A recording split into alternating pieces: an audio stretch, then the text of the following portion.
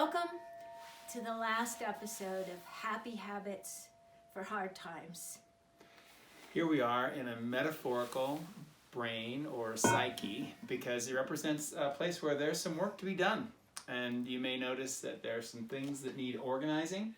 There's some tools sitting around, and some of them we know how to use and others we don't know how to use.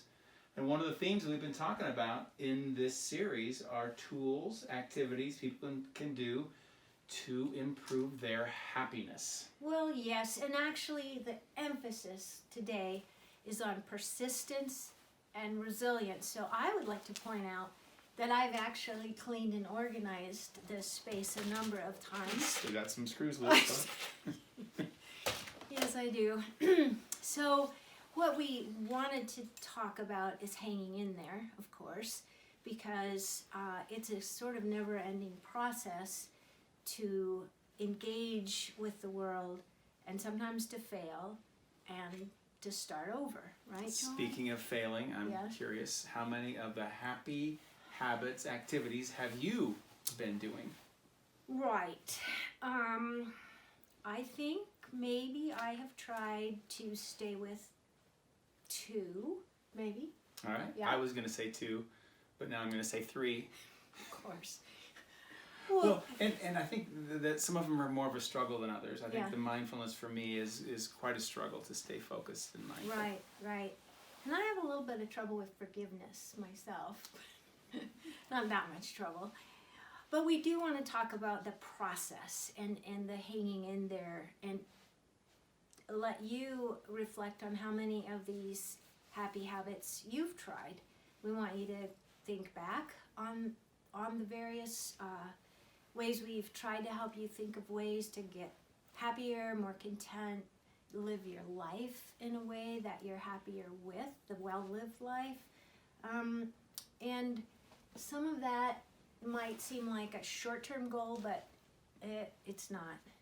Right. Well, and one of the things that I really want to say is that happiness, as Aristotle defined it, is not a short-term, brief mood that we try to achieve, but instead, happiness is a long game. It's not a sprint, it's a marathon. And although there sometimes will be sprinting and then resting afterwards, Right. in order to practice the kind of habits that we need to practice in order to achieve that longer-term happiness, Right. it's a marathon. Yeah, and the other thing that's really important to understand about humans is we are going to fail and we're going to pick up and go on.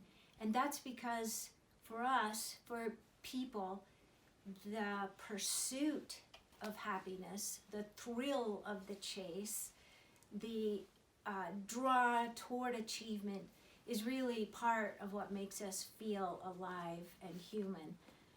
The pursuit of wonder. And one of the titles today is Joy. And I love the title Surprised by Joy, which is part of why we wore the colors we wore, because some research indicates when you're surprised by color, it gives you a little joyful bump. Gives you a boost, a little mood boost. Right. A little joy, which is what we hope we've given you.